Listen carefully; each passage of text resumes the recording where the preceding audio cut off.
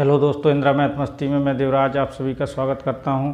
जैसा कि मैं बता दूं, अपने पिछली क्लास में कंपाउंड इंटरेस्ट पर जो चर्चा हुई थी वो रेट से संबंधित थी। जितने भी टाइप की रेट से संबंधित क्वेश्चन बनते थे मैंने उन सभी टाइप के क्वेश्चनों को करा दिया है। तो आज अपनी कंपाउंड इंटरेस्ट की शायद भर लास्ट ही क्लास होगी, यानी कि आज अपन टाइम को निकालना सीखेंगे। तो दोस्तों इस क्लास को ज़्यादा से ज़्यादा लोगों तक पहुँचा दीजिए, जिससे वो लोग भी जुड़ें और इन क्लासों का आनंद ले सकें। तो मैं सीधे समय को न गंवाते हुए क्वेश्चनों के ऊपर चर्चा करूंगा और क्लास को आगे बढ़ाऊंगा। फिर इसके बाद दोस्तों अपन अगली क्लास जो लेंगे उसमें साधारण ब्याज से संबंधित जो किस्तों पर आधारित क्वेश्चन किस प्रकार से पूछे जा सकते हैं उसके बारे में चर्चा करेंगे। फिर इसके बाद चक्रवृद्धि ब्याज पर आधारित किस्तों पर वो क्वेश्चनों की चर्चा करेंगे। तो दोस्तों आज हम सीखेंगे समय को निकालना, यानी कि समय को कैसे फाइंड करते हैं। जैसे मैं कोई क्वेश्चन लिख दूं, पहले तो आज अपनी हेडिंग रहेगी समय ज्ञात करना चक्रवृद्धि ब्याज से संबंधित। जैसे दोस्तों मैं कोई क्वेश्चन लिख दूं, कितने समय में 6,000 रुपये 10% वार्षिक चक्रवृद्धि ब्याज की दर से 7260 रुपये हो जाएंगे। बहुत ही छोटा सा क्वेश्चन है दोस्तों, और इस टाइप के क्वेश्चन हमसे एग्जाम में बहुत बार पूछे जाते हैं और पूछे जा भी रहे हैं। देखिएगा, मैंने आपको एक लैंग्वेज बताई थी कि इस प्रकार से हो जाएंगे या हो जाए, तो वो क्या होता है, अपना मिश्र धन होता है। तो अपना मेथड क्या रहेगा और इसका कॉन्सेप्ट क्या होता है दोस्तों, इसका तरीका क्या होता है, मैं वो भी आपको शेयर करूंगा। तो पहले आप तरीका को ही देख लीजिए। तो मैंने एक आपको फॉर्मूला लिखाया था, A बराबर P/1 + R/100 का होल पावर T, शायद यही लिखाए थे। यदि आपको याद हो तो ये A क्या है, अपना मिश्र धन, जो कि कितना हो जाता है 7260 रुपये। मूलधन कितना है 6,000 रुपये। 1 + R कितनी है 10% अपॉन 100 का होल पावर T ही अपन को निकालना है। तो यहाँ से कितना आ जाएगा 7260 रुपये अपॉन 6,000 रुपये बराबर ये कट जाएगा इससे। तो यहाँ हो जाएगा 11/10 का होल पावर T हो जाएगा। इससे ये मान कट जाएगा। फिर इसके बाद ये मान शायद 6 से कट जाएगा। तो 6 कम 6 1 बचा, 6 दूना 12, 6 कम 6, इस प्रकार से 6 कम 6 100/11/10 का होल पावर T। तो जब मैंने पावर एंड सर्ट्स पढ़ाई थी तो उसमें बताया था कि घातों की कैसे तुलना करते हैं। तो इसको पहले बेस सेम बनाना होगा। तो 11/10 का होल पावर कितना हो जाएगा, ये 2। मैं यहाँ पर चर्चा नहीं करूँगा क्योंकि टाइम को ही बचाना है। तो 11/10 का होल पावर T। अब पावर की तुलना कर देंगे तो T का मान कितना आ जाएगा, यहाँ से यहाँ तक देखिए ये बेस सेम हो गया तो पावर की तुलना हो जाएगी। तो समय कितना आ जाएगा 2 वर्ष। तो यही अपने प्रश्न का आंसर हो जाएगा। लेकिन आपको इस तरीके को यूज नहीं करना है क्योंकि ये टाइम टेकन है और यहाँ कैलकुलेटिव भी क्वेश्चन बन जाता है, तो थोड़ी सी अपनी गलती होने की संभावना बढ़ जाती है। तो ऐसी गलतियों से बचने के लिए हमें कुछ शॉर्ट ट्रिक सोचनी पड़ेगी। शॉर्ट ट्रिक क्या, वो दोस्तों तरीका ही है, यानी कि अपना मेथड क्या रहता है मैं आपको बता दूँ। यानी कि आपको इस प्रकार से यूज ना करें तो ज़्यादा बेस्ट रहेगा। आप इस प्रकार से यदि समय निकालना हो तो T बराबर अपना मेथड क्या रहेगा, प्रश्न का ब्याज। मैं ये शुरुआत से ही बताता हूँ कि जो प्रश्न का मान है वो ऊपर रहता है और अपना मान नीचे ही। तो ये प्रश्न का ब्याज और नीचे हमारा ब्याज रहेगा जो हम निकालेंगे। और हमारा ब्याज क्या रहेगा, ये P का R%, ये शॉर्ट में लिख रहा हूँ। तो आप यहाँ पर रखिएगा। देखिए मूलधन कितना था 6,000 रुपये, ये क्या था मूलधन था। वो कितना गया 7260 रुपये। ये क्या बन गया, अमाउंट बन गया। आपने 6,000 रुपये जमा किए, उसमें से कुछ आपको ब्याज मिला तो टोटल 7260 रुपये बन गया। तो आपको ब्याज क्या मिला, तो वही प्रश्न का ब्याज है। तो कितना मिलेगा, यानी कि 6,000 में से 7260 हो गया तो कितना मिलेगा 1260 रुपये ही मिलेगा शायद। तो प्रश्न का ब्याज कितना हो जाएगा 1260 रुपये अपॉन हमारा ब्याज कितना है, यानी कि 6,000 रुपये का 10% निकाल दें, 10% तो कितना हो जाएगा देखिएगा 1260 अपॉन ये 2 जीरो से 2 जीरो कट जाएगा तो कितना आ जाएगा यहाँ से यहाँ तक 600 रुपये। अब 600 का हमें भाग देना है, लेकिन पॉइंटों में नहीं देना, इसको पूर्ण रूप में भाग देना है जहाँ तक चला जाए, यानी कि 6 का भाग कितनी बार जा रहा है, समथिंग 2 बार, तो इसका समय कितना हो जाएगा 2 वर्ष।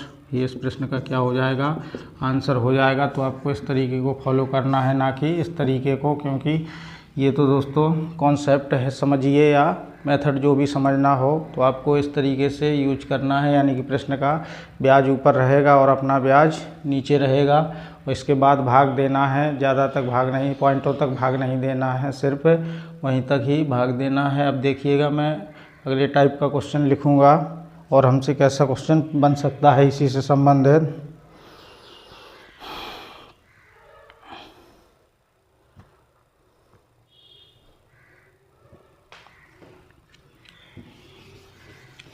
इसी समय से संबंधित इसी टाइप का और कैसा क्वेश्चन हमसे बन सकता है उसकी चर्चा करेंगे।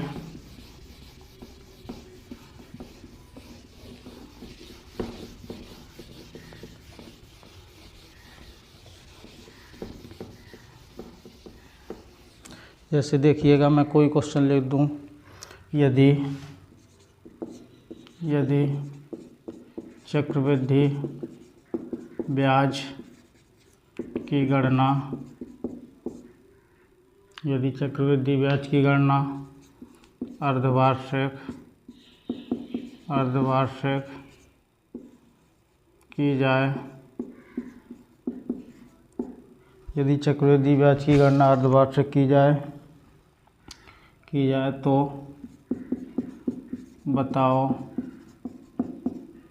तो बताइए कितने समय में 64,000 रुपये, कितने समय में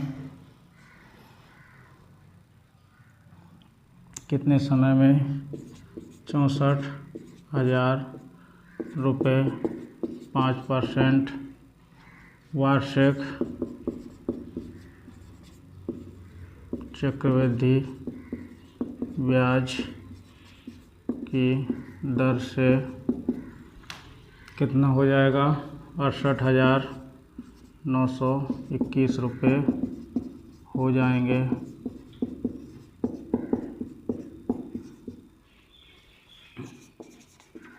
कितना हो जाएगा दोस्तों 68,921 रुपये हो जाएंगे। तो मैंने बताया ऐसे क्वेश्चनों को कैसे सॉल्व करना है। तो प्रश्न का मान ऊपर और अपना मान नीचे, यानी प्रश्न का समय निकालने के लिए क्या करेंगे, प्रश्न का ब्याज बटे हमारा ब्याज, नीचे रहेगा मान। तो प्रश्न का ब्याज कितना है 64,000 था, ये कितना हो गया 68,921। तो कितना बढ़ा देखिएगा, घटाइए 1 2 9 3 तक, तो ये जो कहते हैं रहा, 8 में से 4 चला जाएगा तो 4 बचेगा, बटे हमारा ब्याज 64,000 का, यानी 64,000 का कितना। अब देखिएगा यहाँ पे गणना कैसा करवा रहा है, ये अर्धवार्षिक। तो अर्धवार्षिक के लिए मैंने शर्त लिखाई थी कि समय क्या होता है दोगुना होता है, और रेट कैसी हो जाती है आधी। तो रेट कितनी लिखेंगे अपन 2.5%, ना कि 5%। तो इसकी कितना निकालेंगे 2.5%। तो देखिएगा इन 3 जीरो से ये कट जाएगा, और ये परसेंटेज भी कट जाएगा, और ये पॉइंट भी हट जाएगा। अब इसमें भाग दे देंगे तो 49/21 अपॉन मल्टीप्लाई कर देंगे तो 100, 150 और 160, शायद सही किया होगा मैंने, तो 160 हो जाएगा। अब इसका भाग देंगे 1600 का 4921 में, तो कितनी बार चला जाएगा, शायद 3 बार। तो 3 क्या आएगा, ये 3 वर्ष नहीं आएगा दोस्तों, क्योंकि अपनी गणना किस प्रकार से हो रही है अर्धवार्षिक, तो 3 अर्धवर्ष आएगा। तो 3 क्या हो जाएगा अर्धवर्ष बोलें तो। अब इसको समय को किसवें वर्ष में यदि हमें चेंज करना हो तो कितना बनेगा। ये 3 अर्धवर्ष आया है, ये कैसा लिखा है मैंने अर्धवर्ष, तो 3 अर्धवर्ष का मतलब क्या होता है, 1 सही 1/2 यानी कि 1.5 वर्ष। तो इसका आंसर कितना होगा, 1.5 वर्ष। तो आपको सिर्फ है दोस्तों क्या देखना है, दर को देखना है कि कब अर्धवार्षिक करा रहा है और कब वार्षिक और कब तिमाही रूप से। तो इस प्रकार से ऐसे क्वेश्चनों को सॉल्व करना है।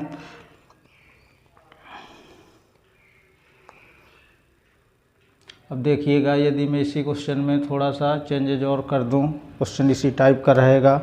देखिएगा, यदि चक्रवृद्धि ब्याज की गणना यहाँ पर त्रैमासिक कर दूं मैं अर्धवार्षिक की जगह, इस बार दोस्तों मैं सभी टाइप के क्वेश्चन कराने की कोशिश कर रहा हूँ जिससे कोई भी क्वेश्चन आपसे छूटे ना। त्रैमासिक की जाए तो बताइए 6400 रुपये, 10% लिख दूँ मैं यहाँ पर, 6400 रुपये 10% वार्षिक चक्रवृद्धि ब्याज की दर से।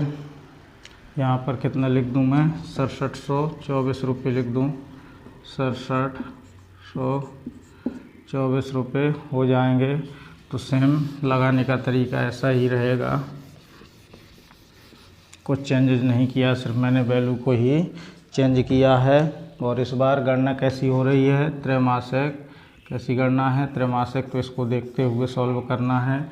तो अपना मेथड तो वही रहता है, टी बराबर प्रश्न का ब्याज बटे हमारा ब्याज। तो प्रश्न का ब्याज कितना हो जाएगा, 6400 से कितना हो गया, 6724 यानी कि 324 रुपये का ब्याज मिला उसको। जबकि हमारा ब्याज कितना है 6400 का, कितना निकालेंगे। देखिए गणना कैसी हो रही है, त्रैमासिक, तो दर कैसी हो जाएगी, 1/4। 1/4 बोले तो इसका 1/4 कितना हो जाएगा, 2.5%, यानी कि 2.5% निकालेंगे। तो देखिए इन 2 जीरो से ये 2 जीरो इससे कट जाएगा ये परसेंटेज से। अब इसके बाद मल्टीप्लाई करके लिख देंगे तो 324/25 जो कि 100, तो 100 वो पॉइंट हट जाएगा। फिर इसके बाद 10 कैरी हो जाएगा तो 150, 160 आएगा, तब भाग दे देंगे। इसका तो कितनी बार चला जाएगा, शायद दोस्तों 2 बार चला जाएगा। 16 दूना 32, तो 2 क्या आएगा, त्रैमासिक।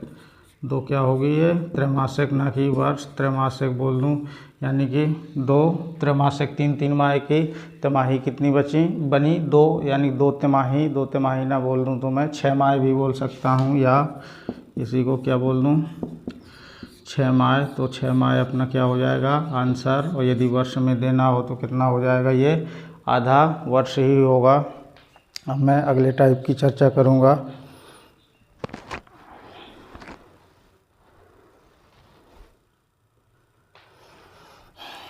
देखिएगा, इस टाइप के क्वेश्चन हमसे एग्ज़ाम में बहुत ही पूछे जाते हैं। इस प्रकार का जो मैं अब क्वेश्चन लिखूँगा, ऐसे क्वेश्चन बहुत ही ज़्यादा ट्रेंडिंग में रहते हैं। तो ऐसे क्वेश्चन को बहुत ही अच्छे तरीके से समझना है। ऐसा क्वेश्चन हमसे साधारण ब्याज में भी बनता है और चक्रवृद्धि ब्याज में, लेकिन उसमें लगाने का तरीका अलग रहता है और इसमें अलग। तो उसमें जो मैंने बताया था तो उसको अलग तरीके से बताया था, लेकिन यहाँ चक्रवृद्धि ब्याज को लगाने का तरीका अलग रहेगा। जैसे लिख दूँ, कोई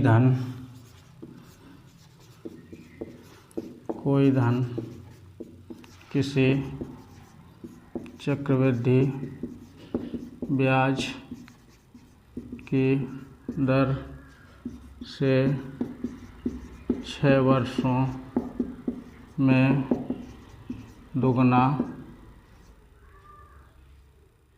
या 2 गुना, क्या लिख दूँ, 2 गुना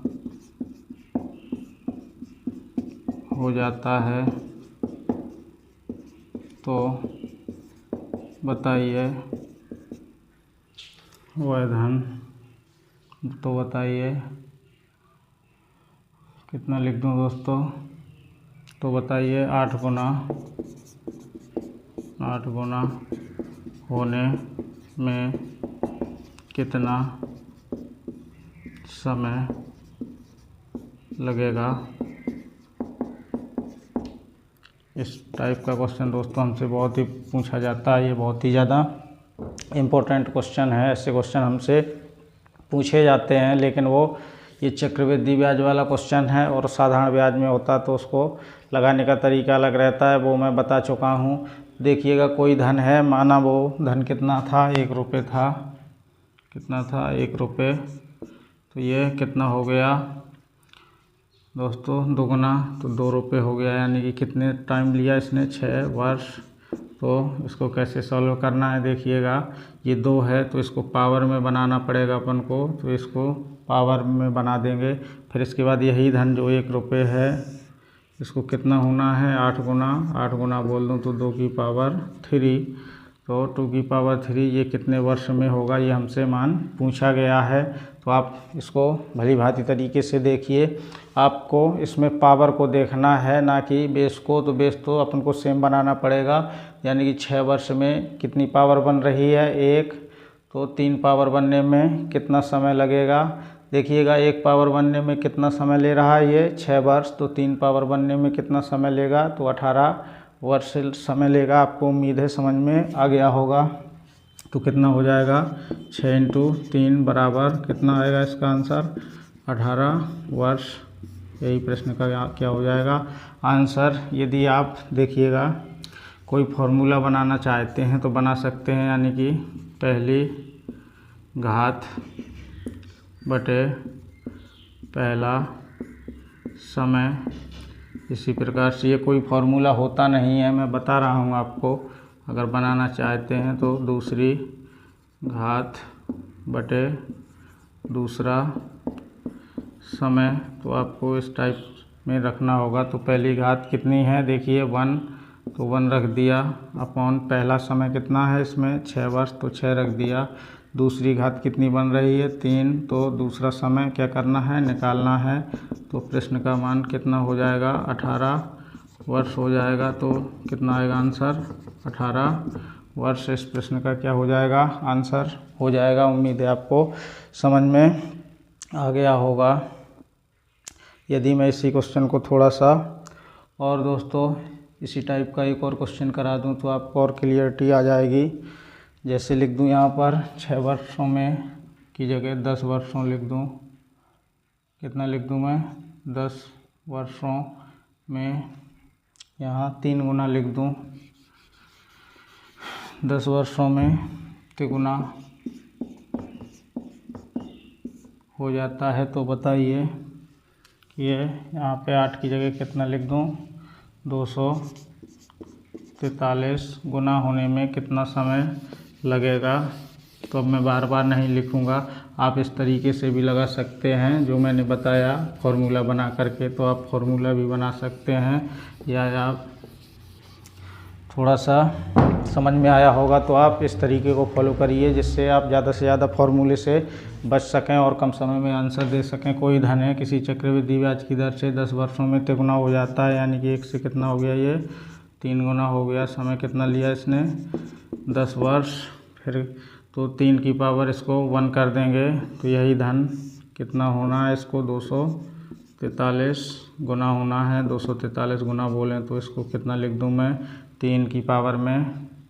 और ये कितना समय लेगा ये हमें निकालना है। तो 3 9 30 27 81 243। तो 3 की पावर कितनी हो जाएगी? 5। तो देखिए 1 पावर बनने में इसको कितना समय लग रहा है? 10 वर्ष का। तो 5 पावर बनने में कितना टाइम लगेगा? तो 50 वर्ष। यानी कि 10 × 5 तो कितना लगेगा? 50 वर्ष का टाइम लगेगा। तो यही अपने प्रश्न का क्या हो जाएगा? आंसर हो जाएगा। उम्मीद है आपको समझ में आ गया होगा। अभी तक देखिए दोस्तों, मैंने टाइम को बताया कि टाइम को कैसे निकालना है। यदि इसी क्वेश्चन को उसको घुमाना हो तो कि इतने समय में कितने गुना हो जाएगा, इस टाइप का भी क्वेश्चन उल्टा भी पूछा जा सकता है। तो उस टाइप के क्वेश्चन की भी चर्चा कर लें। जैसे मैं लिख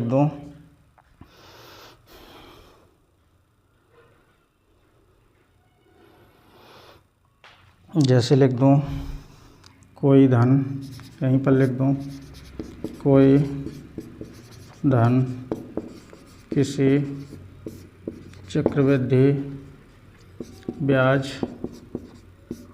की दर से 15 वर्षों में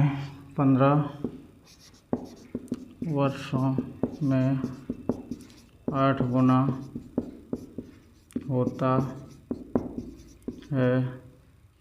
तो बताइए 25 वर्षों, तो बताइए 25 वर्षों में कितने गुना होगा। इस टाइप से भी क्वेश्चन पूछा जा सकता है। उल्टा पूछे जाए दोस्तों, सीधा पूछे, हमें सब एंगल से तैयार रहना पड़ेगा। तो सेम लगाने का तरीका ऐसा ही रहेगा। कोई धन है, वो किसी चक्रवृद्धि ब्याज की दर से, जैसे वो धन एक था, चक्रवृद्धि ब्याज की दर से कितना हो गया 15 वर्षों में, टाइम कितना लिया 15 वर्ष लिया, कितना हुआ 8 गुना। अब 8 गुना बोलें तो इसको 2 की पावर में तोड़िए तो 2 की पावर कितना हुआ 3। तो बताइए 25 वर्षों में यही धन इसको कितना ले रहा है, ये 25 वर्ष ले रहा है टाइम। तो 25 वर्षों में कितने गुना हो जाएगा, ये मान हमें निकालना है, यानी कि कितने गुना हो जाएगा। तो दोस्तों देखिए, आपको यहाँ पर टाइम मालूम है और ये गुना भी मालूम है, लेकिन अपन को यहाँ पर यह मालूम नहीं है कि ये कितने गुना हो जाएगा। लेकिन ये दोस्तों आपको कंफर्म हो चुका है कि ये जो मान आएगा ये 2 की पावर, जैसे इसमें 3 है तो 2 की पावर में ही आएगा। तो मैं यहाँ पे क्या लिख सकता हूँ, जैसे कितने गुना हो जाएगा, यानी कि ये तो आपको मालूम है कि यहाँ तो 2 आएगा ही आएगा, लेकिन यहाँ पता नहीं कितना आएगा, तो इसको मैं n मान सकता हूँ। तो अपन को n का मान यदि निकाल लें तो वो गुना आ जाएगा कि कितने गुना हो जाएगा। तो देखिएगा, मैंने जिस प्रकार से इसको बताया था कि यानी कि एक घात बनने में 10 वर्ष लेता है या 10 वर्ष में एक घात बनती है, तो इसी प्रकार से 15 वर्ष में कितनी घात बनती है। देखिएगा यहाँ से 15 वर्ष में कितनी घात बनती है 3। तो अपन को यहाँ टाइम दिया गया है, तो 25 वर्ष में कितनी घात बनेगी, तो 3/15 × 25। ये सब तरीका मैं आपको बता चुका हूँ, इस वजह से मैं बार बार रिपीट नहीं कर रहा हूँ। और यदि जब भी अपने एक नियम की क्लास होगी तो उसमें से इन तरीक़ों की मैं बहुत ही अच्छे से डिटेल से चर्चा करूँगा। बल्कि मैं ये बता चुका हूँ आपको कि जब छोटे से बड़े मान पर जाते हैं तो मल्टीप्लाई करके लिखते हैं।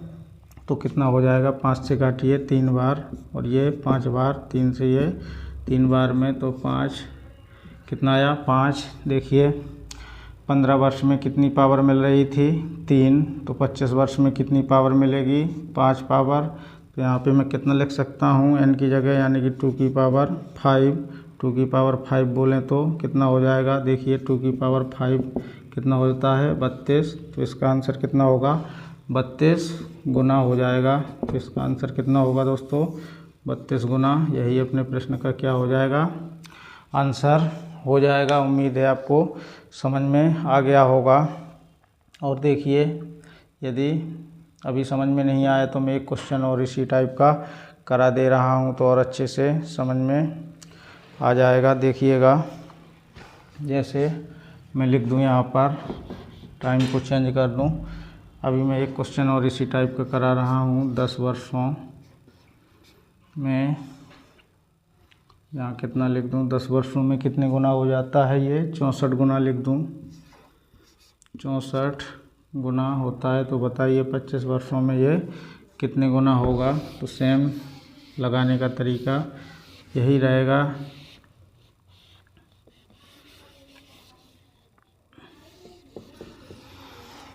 आपसे दोस्तों एग्ज़ाम में ज़्यादा कैलकुलेटर क्वेश्चन नहीं पूछे जाते हैं, क्वेश्चन सिंपल ही पूछे जाते हैं। लेकिन दोस्तों हम से वही सिंपल क्वेश्चन ही गलत हो जाते हैं। कोई धन है, वो धन जैसे एक था, इसने कितना टाइम लिया 10 वर्ष, तो 10 वर्षों में कितना होगा ये 64 गुना। तो 64 को तोड़िए 2 की पावर में, तो कितना हो जाएगा 2, 4, 8, 16, 32, 64, तो 2 की पावर 6 हो गया।